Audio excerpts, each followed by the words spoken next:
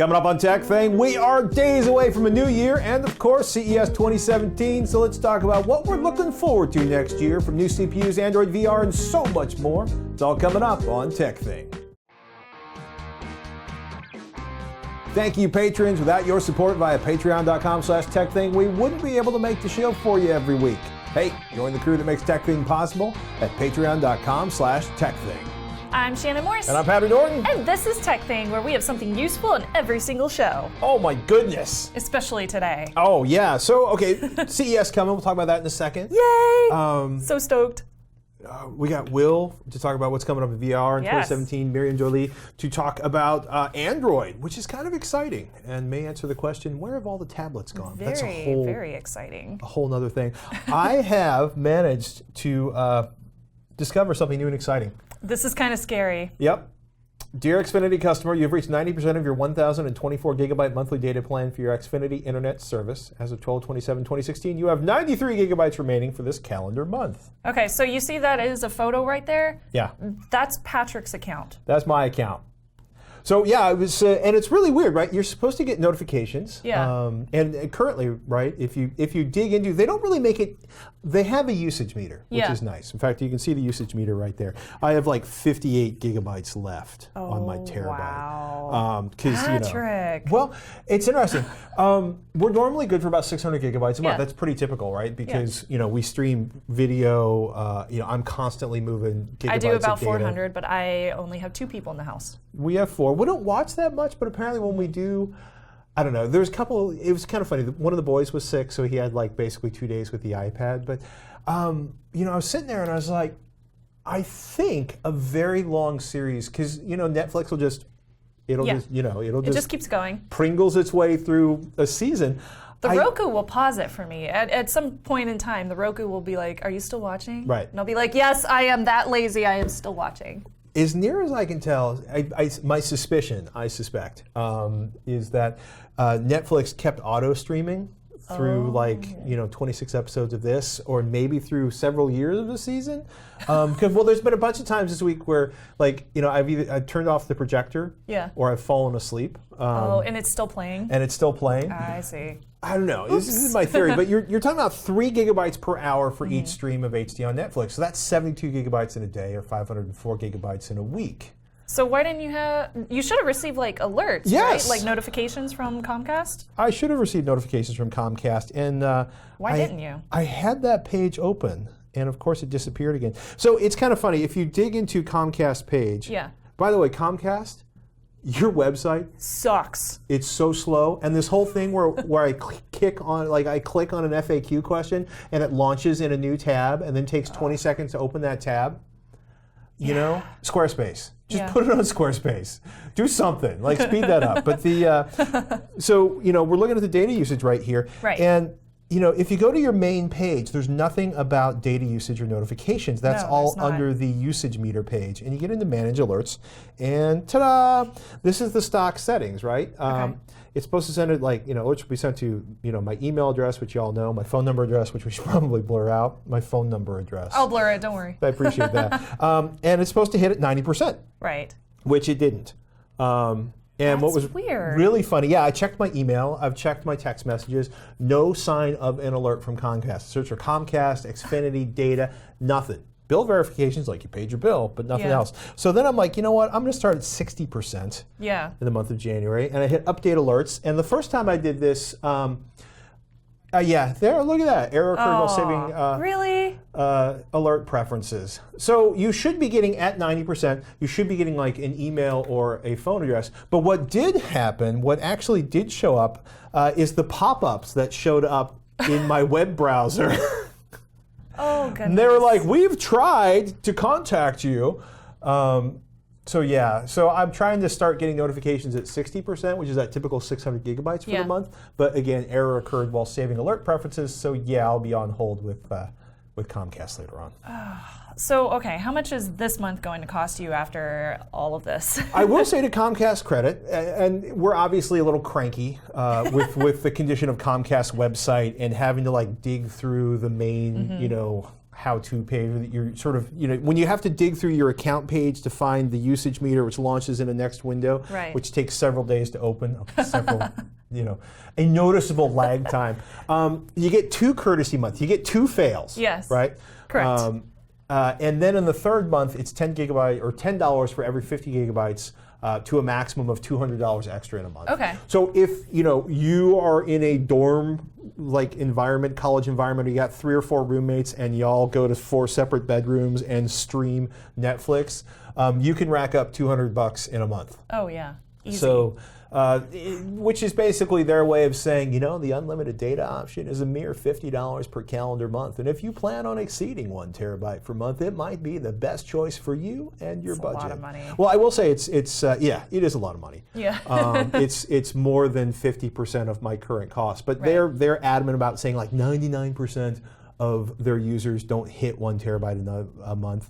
The other thing is 4K video is right. 7 gigabytes an hour. Oh yeah. So that's more than twice what we're talking about with regular video.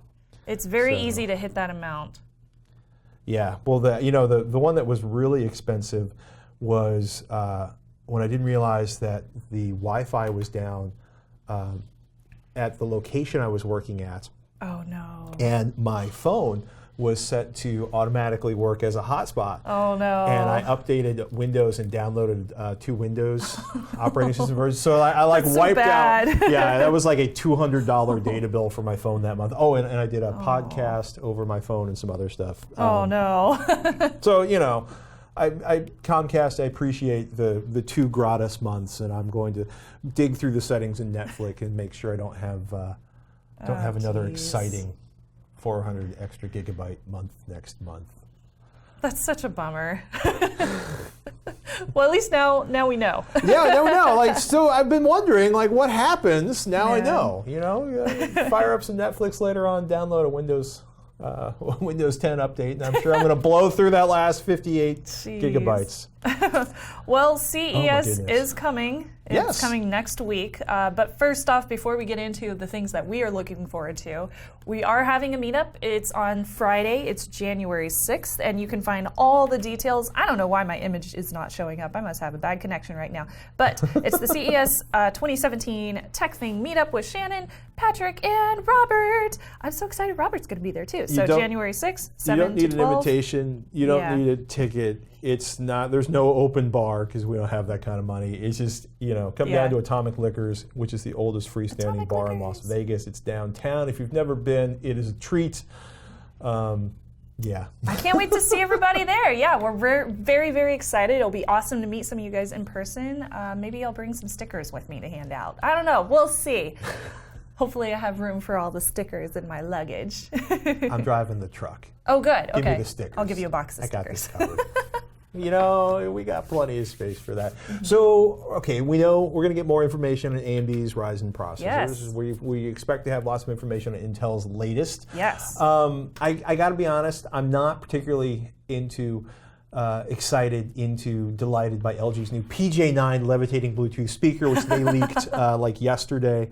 Portable floats in midair, works in water. There's another great one where the model is laying on her bed, staring at the floating speaker, with that sort of beatific face that people get when they're advertising consumer electronics. So funny.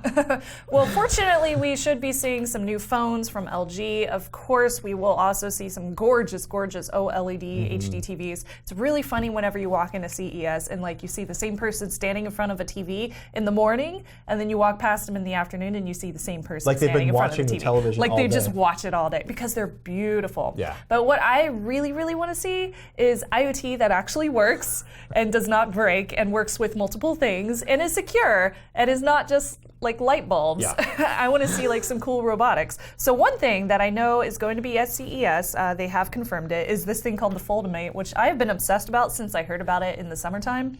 They released a little bit of information about it, but I wanted to actually see this thing work. So it's supposed to fold your clothes for you. in this Fold-A-Mate little will fold machine. and treat most of your laundry, e.g. shirts, pants, and towels, except for large items like linen or small items like underwear or socks. So it takes 15 to 20 items. You simply put them up on those little triggers, you walk away, and it pulls them in and folds them each separately into a nice, fancy little pile. And then it will alert you whenever its tray is full, so you can pull out that pile of nice folded clothes. And it also does the de-wrinkling and sanitization and stuff, which And you can weirds me out. perfume. You can scent your clothing. But it's supposed to work. I don't know. I've never seen it actually working. So, like, nice computerization on your YouTube video, but I want to see that thing in real life using actual clothes. I'm Yeah. very curious if it actually works. It's running, they're saying their target price is $700 to $850, which is way lower than what I thought it would cost. Mm-hmm. So, Part of me is like, that's that too would expensive. save so much time. And part of me is like, the amount of time, with two small children, my wife and I, the Yeah. amount of time I spend folding laundry. Exactly. Yeah, I know. I'm like, time is money. And remember, people laughed at the idea of Roomba vacuuming your home. That's true. People laughed, but now Yeah. there's at least one Roomba's Roomba awesome. in this building right now weeping at its lot in life. Oh my goodness. I sense also a ton of stuff that's going to work with Amazon Alexa, Google Home, yeah. Apple Siri. Yeah, definitely. And one of the things I'm actually really curious to track down is Intel's, they have a tiny smart home, CE Pro had an article on this, powered by MIOS or MyOS. Cool. Which is basically smart home as a service and running on one of their little tiny Quark processors. So I'll be curious to see what kind of stuff people come out with. Yes, and, me too. the lightning jacks on terrible headphones, and we should see, actually I know we're going to see all the new laptops from Dell, HP, Yeah. Lenovo. That's going to be fun. Yeah, a lot of all-in-one desktops. Do you think we'll see any non-4K TVs? I think non-4K, kind of like last year, like Samsung killed off 3D. If you Yeah. have a 3D movie you love and you're on the fence about buying a TV, if you want 3D in a television, Probably get it now. Get it now. Yeah. Because like 3D basically died last year. 1080p is going to pretty much disappear. 4K is going to get cheap. Yes. And pretty much all the televisions should rock HDR. Yes, HDR. 5G. Ooh, 5G. Can't You wait know. for that. Yay!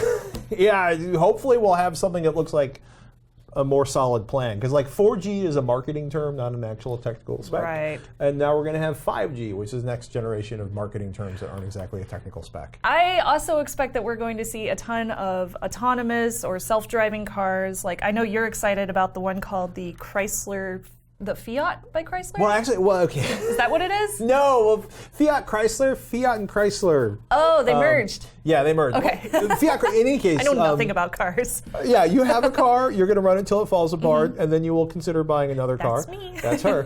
I spend more time contemplating. Fiat Chrysler is the very first keynote of the show, and I'm assuming it's not because they're going to be like, hey, we've got a wonderful new head unit that sounds cool. So yeah, I expect. We'll know more at like 1 o'clock on Tuesday next week. Absolutely. Your drone obsession is back. Well, I don't know. I built that one on Hack 5, and now I'm like, I understand drones so much more now. So I'm like, I want all the drones. So selfie drones. It was a thing very, very minutely last year at CES, and this year I think we're going to see it as an actual thing, like a trend for 2017. For example, there's one that's already been announced. There was one last year, but this one looks even cuter. It looks like a little UFO, and it has fans on the inside. It's safe, portable, and intuitive. And the way they are marketing this is you fly it up, it takes a picture of you from your mobile phone, and then it can sit back down in your hand. It's ridiculous, but I think that we're going to see them all over the place. Something we saw last year was like the idea that you'll be when you're rock climbing and you can't selfie drone yourself while rock climbing. You'll fling your drone into the air and it'll just sit there and stalk you, which is so creepy. But I think 10 minutes. I think it's going to be a thing. So I'm going to keep my eye out for selfie drones. Because I think it will be really funny. Oh my goodness! For me, it's always there's something I never would have expected. Yeah. Like I don't think it's going to be a big whoa, there was an evolutionary jump and something new and amazing. It changes everything. It's been a long time since we've had a CES like that. That's true. but there's always that thing you didn't expect that you're just like, wow, this is amazing. Yeah, we'll see it, I'm sure. Oh well. Thanks everybody who's been emailing stuff they want us to check in or look for at CES. Like David, who's on the hunt for a 10-inch Android tablet. He's like, where have they gone?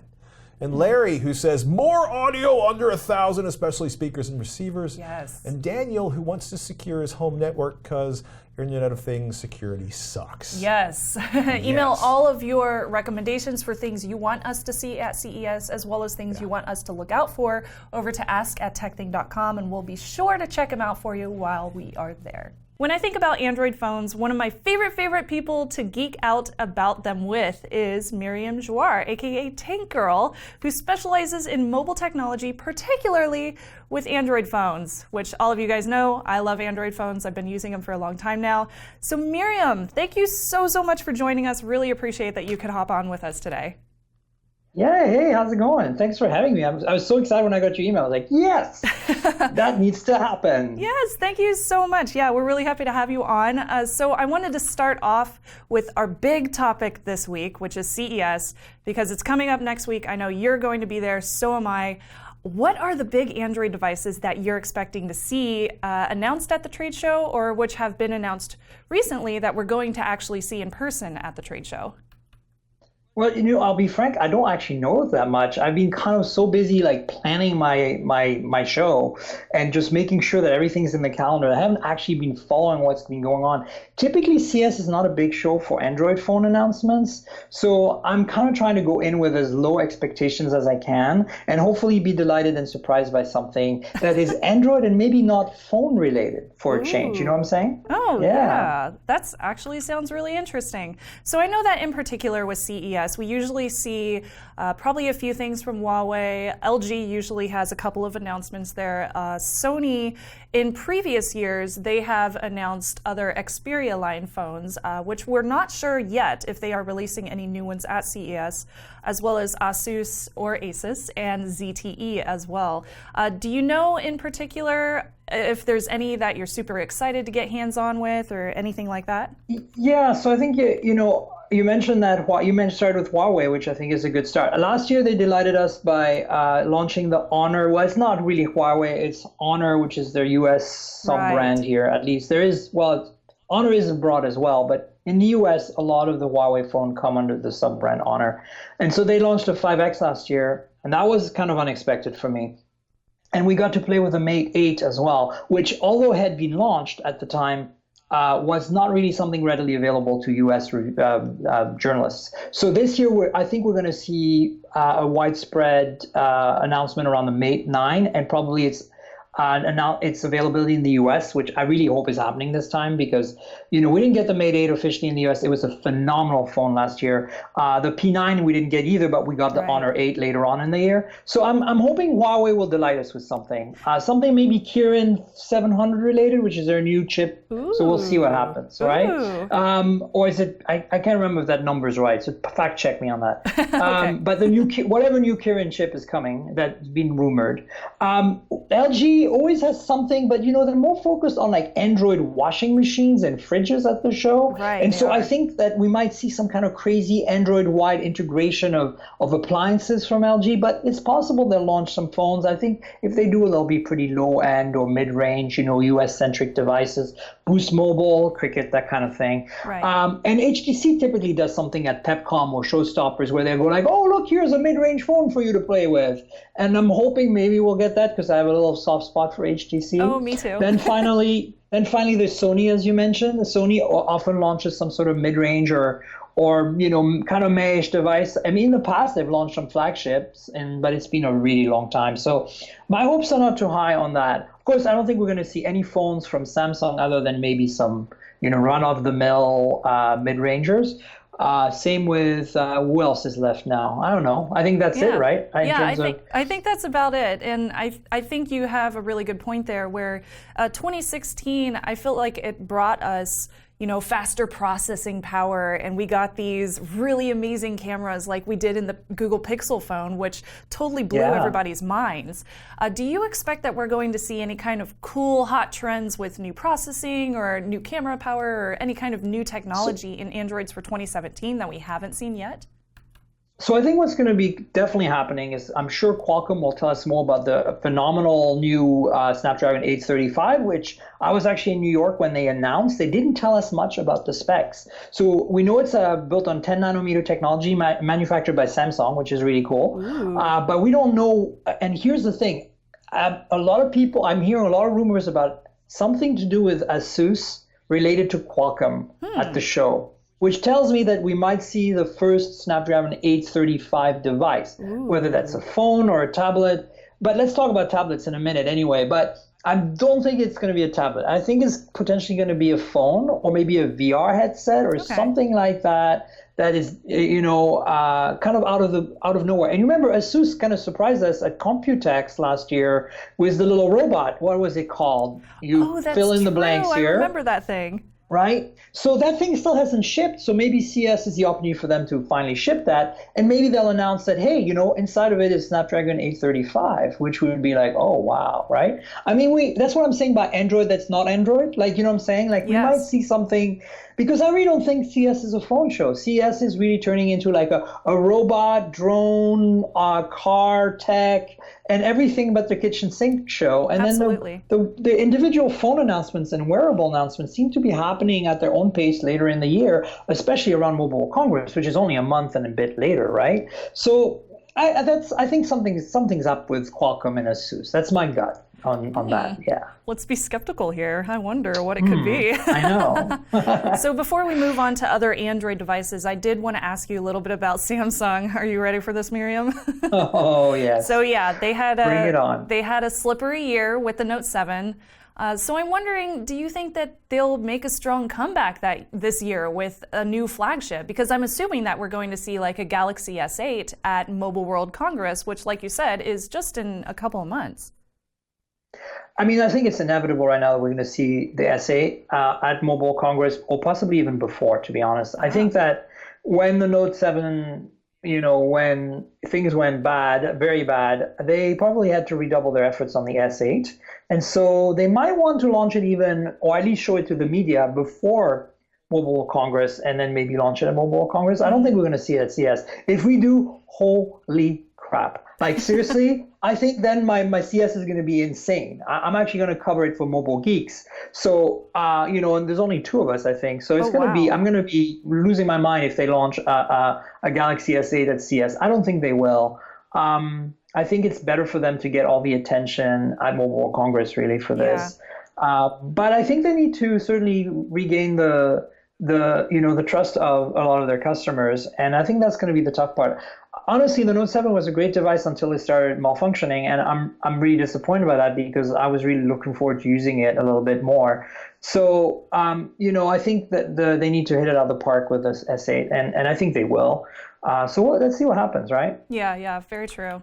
And of course, as usual, along with a lot of those top brands, we aren't going to see anything from Google that's new at CES, but we probably will see a new device at the end of the year and OS update to Android sometime in earlier 2017. But I did have a little bit of curiosity about the Daydream VR headset. It's getting really great reviews, but it's only compatible with a very limited amount of phones. So how about competitors in that market? Because right now we have Daydream VR, and then we have really expensive VR. We don't have anything that's inexpensive for that very small phone VR space that you can just like travel with. Do you think that we're going to see competitors in that market? Yeah, and so this is what I think, it'll be interesting to see what Qualcomm is up to at the show, because they've been talking about VR a lot lately in all their press conferences.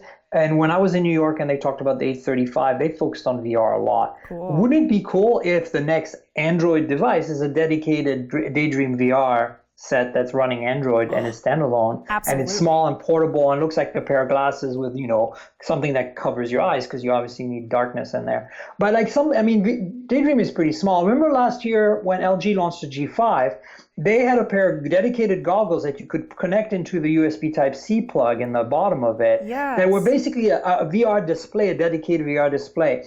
Maybe we'll see that, or maybe we'll see a completely dedicated portable VR headset from, maybe as a prototype from Qualcomm, but maybe even announced by, say, ASUS, right, or something like that. That, I think, is more likely to happen, honestly, than a phone or something from them.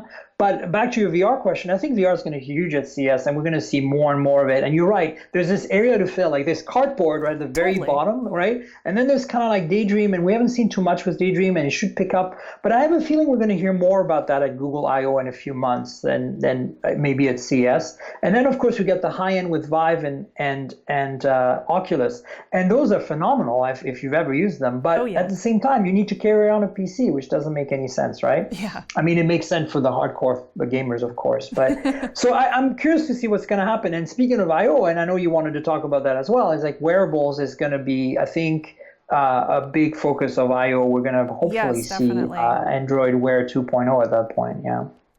So yeah, as you mentioned that, are there any kind of wearables that we should keep our eye on, or is that a big market at all, do you think?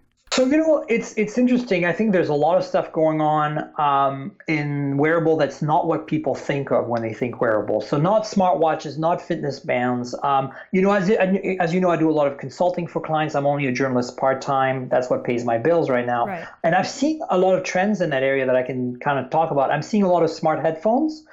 So headphones that have some sort of permanent connection to the internet, either through LTE or Wi-Fi, that basically can stand alone. And, because Beats kind of popularized big headphones in public again, and also headphones that cost, $300 and nobody bats an eye. Yeah. So imagine what you can do by integrating an Android device into a pair of headphones. There's some products like that out there. There's an airplane taking off. I'm hoping you can't hear that in the background. No, you're good. I'm about a few miles from the airport, and so it's when the wind blows the right way, you can just hear the jets every day. It's kind of interesting. Well, but, we'll go ahead and end it with one last question for you. One of our viewers wanted to know where the heck all the Android tablets went, because we know about the ones that came out a few years ago, but we haven't really seen any really huge ones on the market. I think they're dead. I mean, I don't know. Who uses the tablet anymore? I'm sorry. I don't mean to be no, I kind of feel jerk, the same way.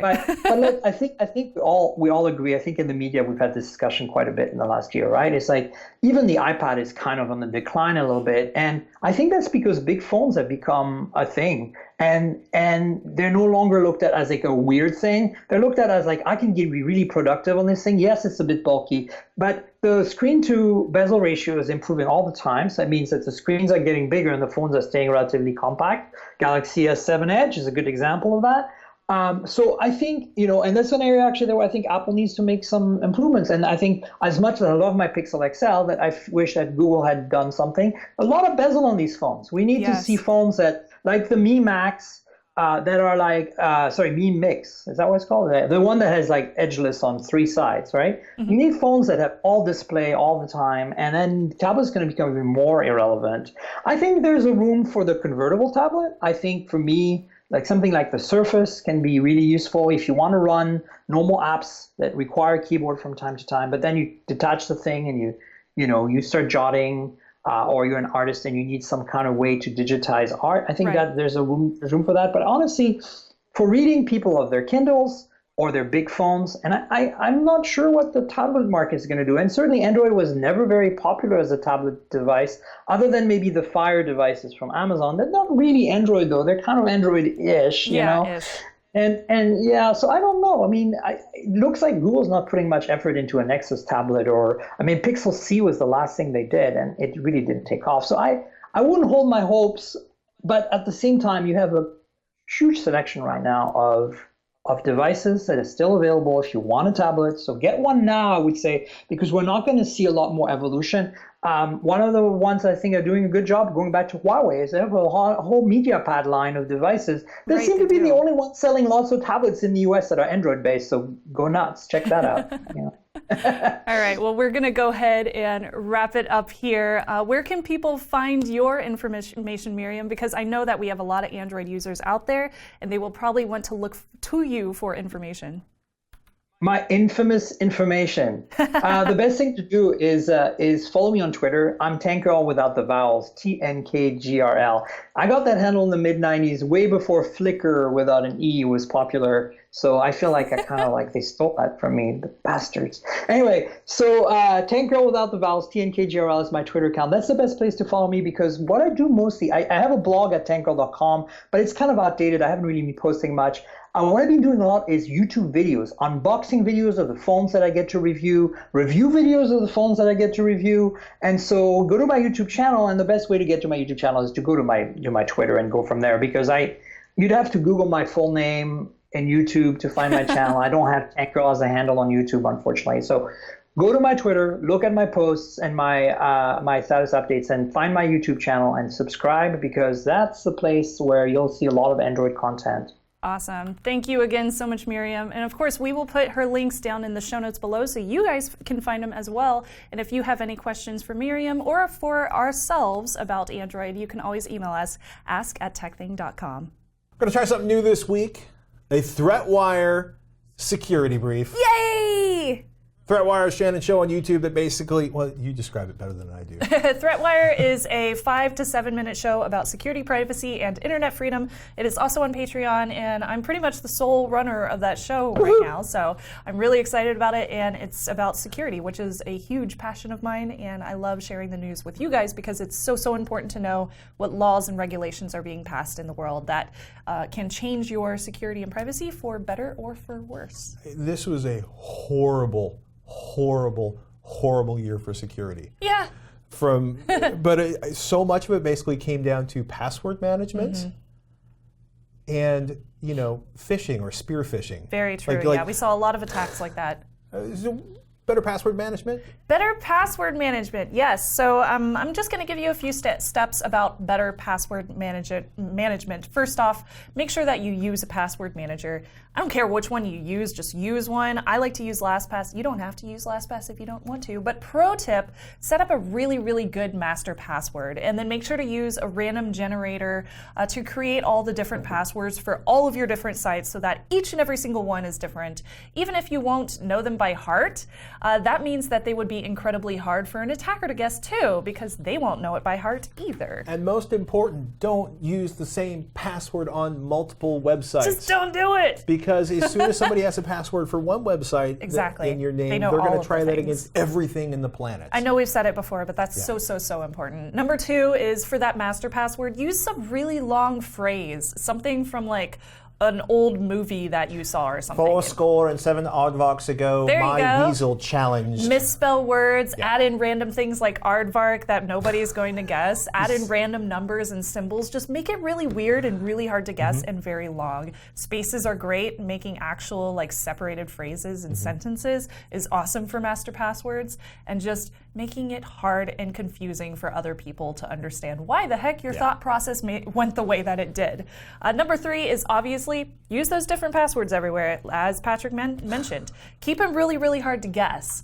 No family names, no birth dates, etc. Those are really easy to find, especially in this day and age with Facebook and Twitter. It's incredibly easy to social engineer somebody to give them your child's name or whatever it might be. Right. So use a random generated password by a generator. That will really help with this. Obviously, it's not going to be foolproof if a company is storing your passwords in plain text, for example, but at least each website will be different.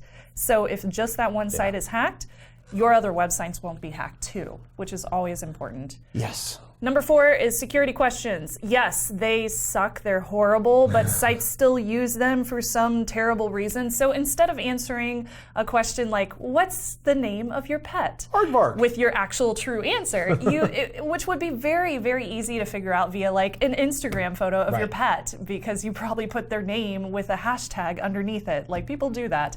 It's much better of an idea to actually use something kind of similar, but different. Answer it with something else, like your uncle's dog's name, or your second favorite breed of cat.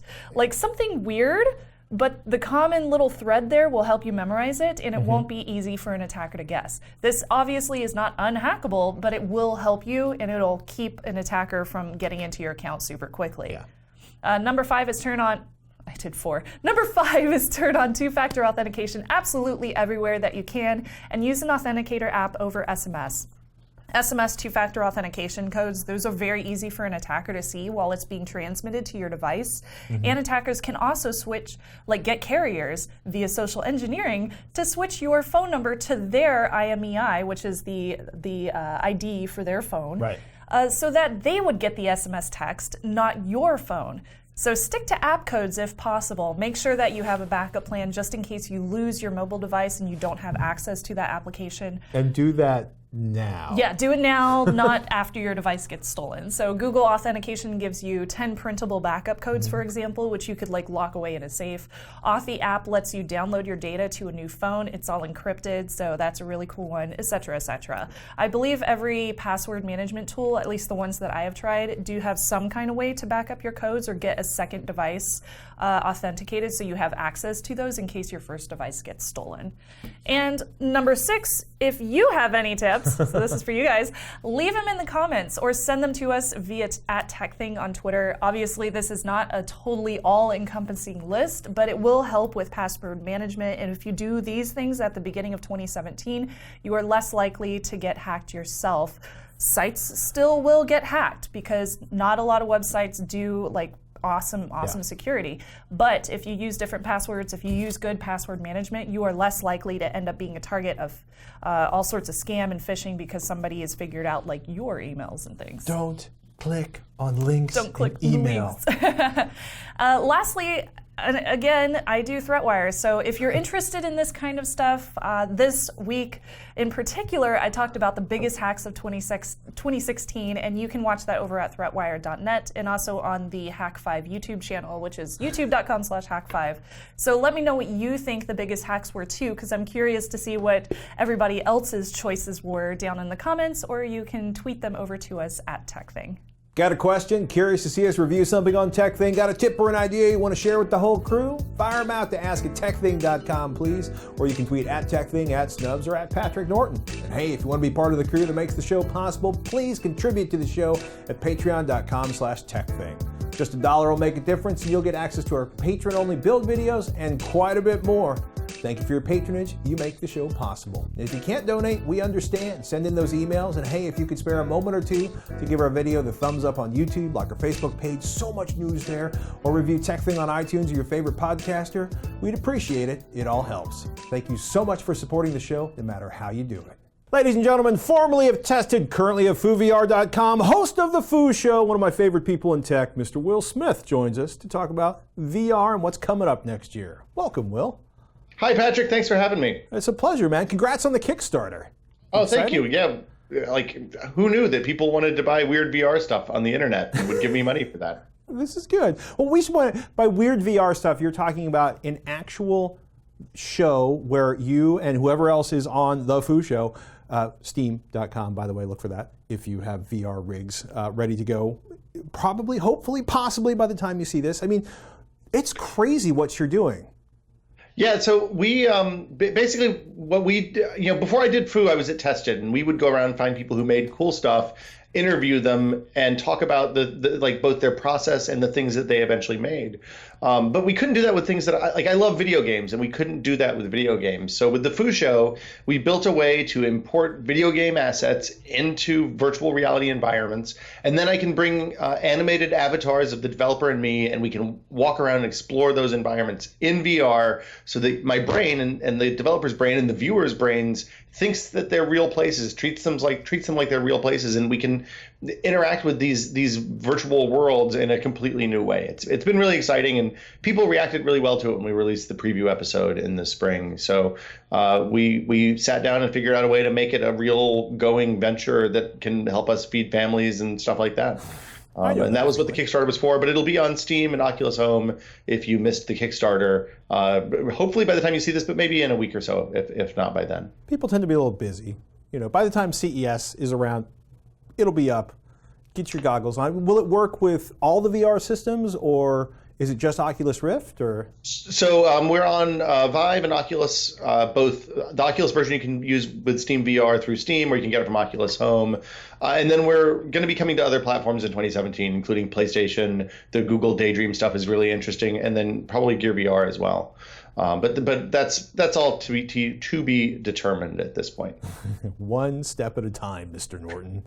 So we were talking earlier, you said we're basically in sort of the iPhone stage 1 right now, practically running DOS, maybe Windows 3.0 if you're generous in terms of VR. Is it really in that state of infancy? It feels much more exciting than that when you're strapped into a rig. Well, so I was thinking about this after we talked about it the other day. I think we actually might even be earlier than that. Whoa. I think we're in the Treo and the Windows mobile phones back when remember when you were excited about new Windows mobile phones in like 2004? Mm-hmm. I think we're all the way back there. I think we're like a lot of the stuff that was hard about early mobile we figured out. So like distributing apps is relatively straightforward and that kind of stuff. But in a lot of ways we're still figuring out the basic language of this new medium. And to be clear, I think that VR, especially when you have hand controllers and you're interacting with a virtual world with software in a way that feels more native to your brain than anything you've experienced before, is actually like it's the really early days. Like we don't know the best way to do a pop-up that says, hey, you have a message in VR yet. We don't know how to do a menu that lets you select things. And we're seeing all sorts of really interesting stuff from like people building these chunky kind of interfaces that mimic knobs and dials and sliders and stuff like that in the real world, all the way to just jamming that stuff on a big plane with a bunch of menus. And it's all over the place. Mm-hmm. And there's no best practices yet. That's the thing that came in 2007 when Apple released the iPhone, and then later the first Nexus phones came out from Google. And we haven't reached that point with virtual reality yet, I think. So, one of the things that, when I was still studying film in college, they talked about sort of the grammar of cinema and things like montages and fades and jump cuts. Somebody had to invent all of that stuff we take for granted in how we consume a new media. Yeah, and that's the stuff that's happening. It's happening on two fronts right now, right? There's game design is radically changing from month to month for virtual reality games. If you look at the stuff that came out in the early days, way back in April, versus what's coming out today, we're figuring out how to do locomotion in ways that doesn't make people uncomfortable. We're figuring out new ways to handle aiming weapons, how to point at things, how to interact with things, how to direct people's attention. Mm-hmm.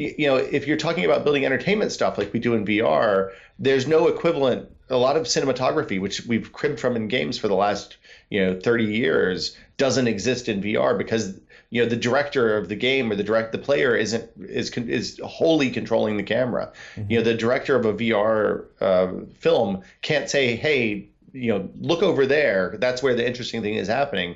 You have to cue the people to look there with, virtual visual effects and sound design and stuff like that. But then the user interface and the UX stuff is all also in flux. Like nobody's figured the best practice for that. We haven't figured out that modal pop-up that annoyed everybody on the iPhone in 2007 to 2011. That stuff is going to come with time, but we're definitely not there yet. And I think we have a couple of years before we get there, probably. So is it, when you're thinking about, if friends or family are saying, should I buy the Oculus Vive, the HTC Vive or the Oculus Rift, do you feel like it's too early? Or do you want everybody to join in so it gains, sort of momentum? As a developer, yeah, I think I'd love there to be 20 million headsets out at the end of this year. That would make my Christmas really great. But I think, right now it kind of depends on how much that investment means to you, right? If you're talking about buying a VR headset with hands, which is what you want, like room scale and being able to get up out of your chair and walk around is great. But the important thing is having hands in that space. I think more so than walking around. You're looking at $800 or $900 depending on which system you buy, mm-hmm. and that's a lot of cheddar, right? That's you can buy a really nice PC. My first car cost half that. So, if $800 is a lot of money to you, I would say hold off, and we'll see new headsets. Probably not electronically different from the existing headsets, but maybe lighter, more comfortable, better hand controllers, stuff like that in 2017 and even into 2018. if you want to explore that stuff and be on the cutting edge of this new technology, or especially if you want to help shape it, if you want to write your own software, there's never been a better time to jump in. And the people, like, this isn't a situation like mobile where the only people that are making an impact are enormous companies today, right? If you're a shade tree developer, you can come in and you might come up with something that's better than anybody else has ever even thought of. And that's totally possible, and now in a way that it won't be in another 10 years. Wow. I don't think we can talk too much about what you are doing to make your development process to go from the sort of the capture to the show that's delivered, because I think you're still patenting it maybe, but is it that, I mean, because it amazes me, you're using a lot of online resources to actually create the show. Mm-hmm. So I mean, the way our core technology works is we animate avatars using 3 points of data, the hand controllers and the head controller. So we then use inverse kinematics and some machine learning algorithms and stuff like that to fill in the rest of those joints. So your shoulders and your elbows and your hips and your knees and your feet.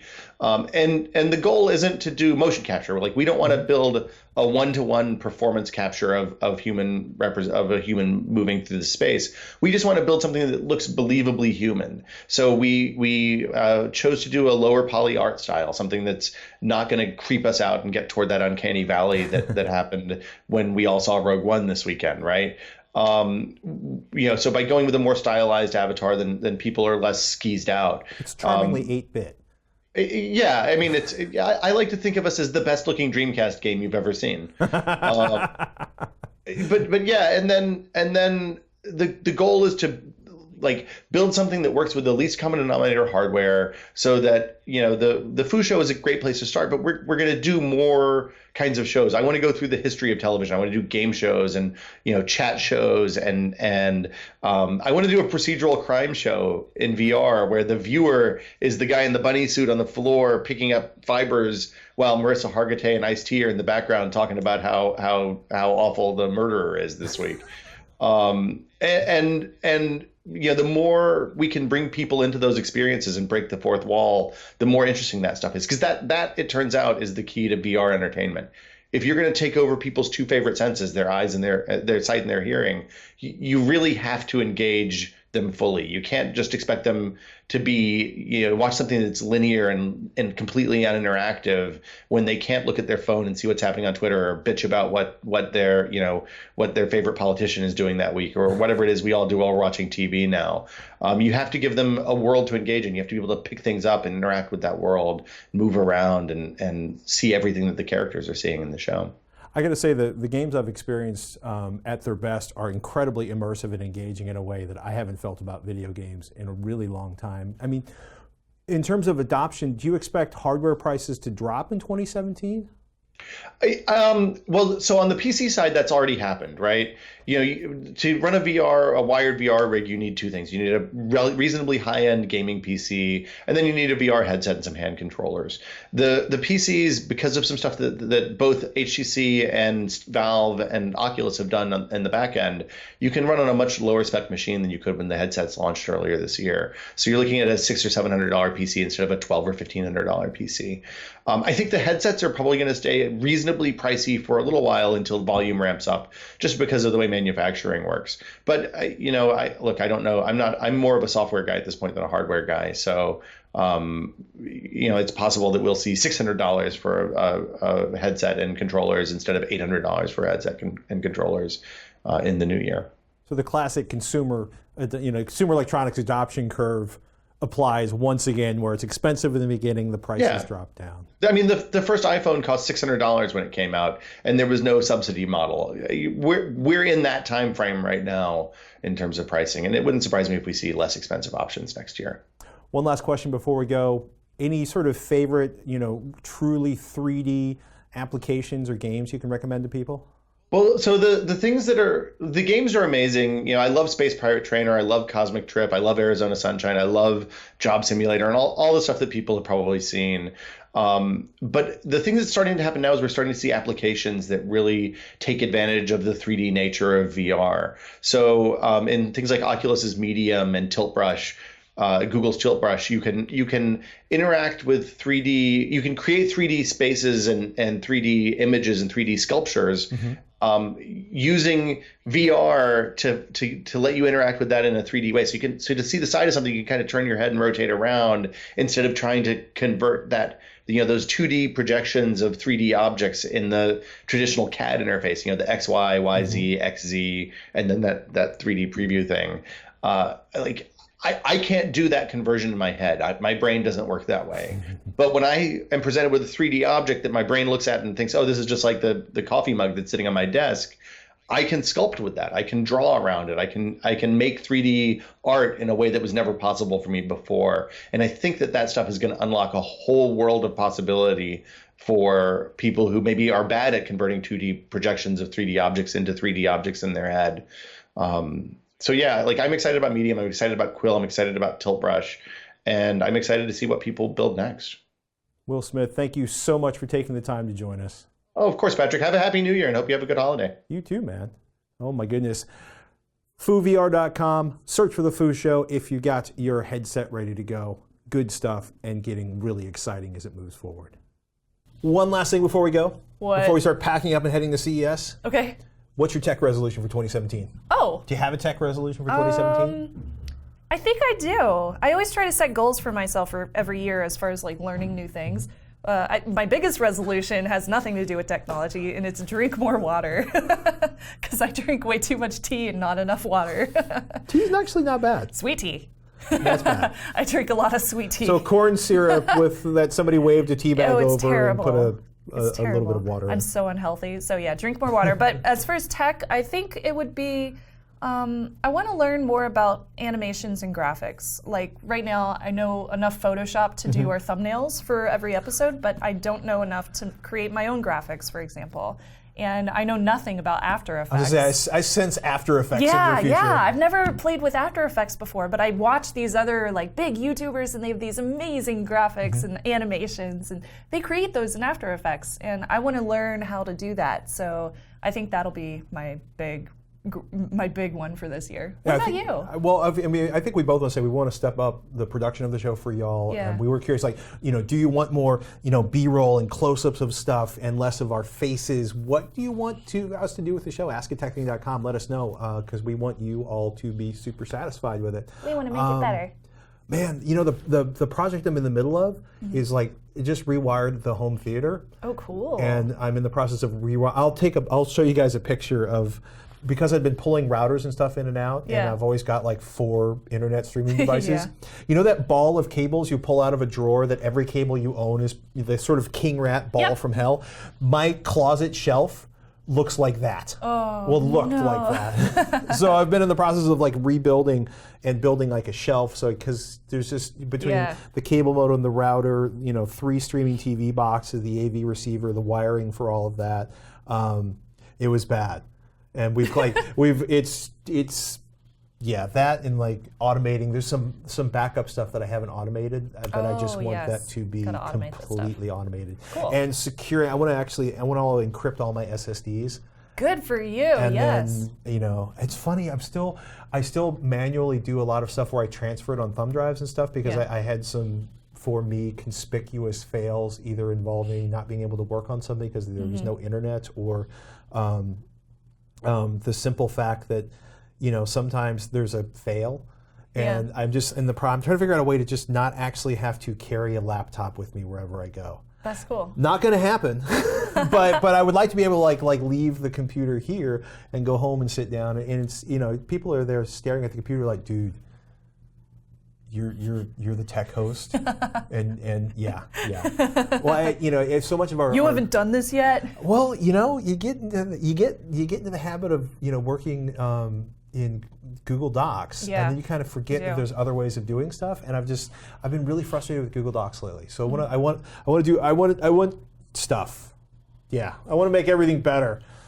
And remember, once in a while, put down the phone, step away from the screen, close the laptop, and stop wandering on and on, Patrick. Do something analog. Say, ride your bike on Route 66, Chicago to LA like Ozzy did. Cool. And when Ozzy says bike, she means hog, as in full dresser Harley Davidson. Oh, wow. That looks like an outstanding adventure. Oh, my goodness. That looks so cool. That's a pretty bike. Yeah, that's a beautiful bike. At a drive-in. at a hotel. That's Congrats, Ozzy. Oh, And Route 66. I used to live on Route 66. get your kicks on Random Route fact. 66. I'm going to be all about Route 58. Oh my goodness, Baker to Barstow. Or Barstow to Baker? Yeah, I think so. There's those B towns, and Yeah. one of them has. Oh man. Well, we're had going a to go brain. ahead and wrap it up here. Be quiet now. I used to be. You're going to be quiet. We will see you guys next week at CES. It's going to be a busy, busy week for us, but we hope that we can cover everything that you want to see. Again, send us messages if there's anything in particular that you want us to see at CES next week. It's going to be crazy. And with that, I am Shannon Morse. Milkshakes at the Mad Greek. I'm Patrick Norton. We'll see you next week on TekThing.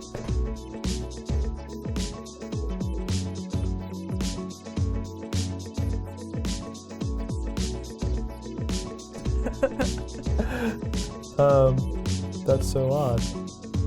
Are you excited for CES? I actually am. Are you guys excited for CES? I forgot that we're still recording. Sorry, I've been trying to pull up. There it is. Do I have to go to CES? Yes, you do. Yeah.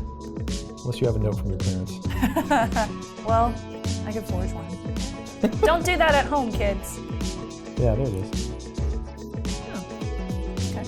Yeah, it's a 24-hour Greek restaurant. It's been there probably. I wonder when I-15 was built. But yeah, right down the street from the world's largest thermometer. Bye, everybody. You want to talk about the world's largest thermometer? Not really. Thank you, everybody. We're going to do a lot of work next week. I'm done.